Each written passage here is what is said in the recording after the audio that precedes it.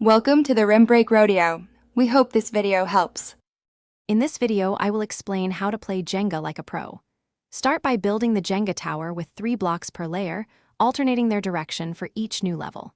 Make sure the tower is perfectly stable and centered on a flat, even surface.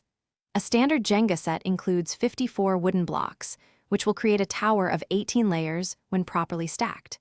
This careful initial setup is crucial for a challenging and fair game.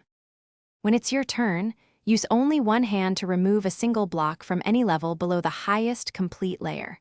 Focus on the lower and middle sections of the tower, as removing blocks from the top makes it unstable too quickly. Gently test blocks for looseness by pushing them slightly before deciding which one to pull. This careful approach minimizes risk.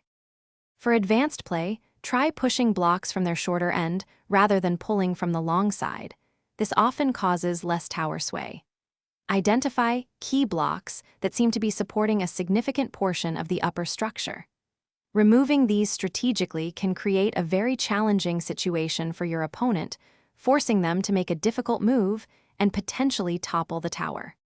After successfully removing a block, you must place it on the highest incomplete layer of the tower. Ensure you place it carefully and maintain the tower's balance. The game continues with players taking turns removing and placing blocks until the tower eventually falls.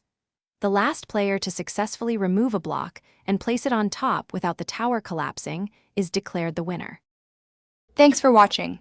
Consider subscribing if we helped you.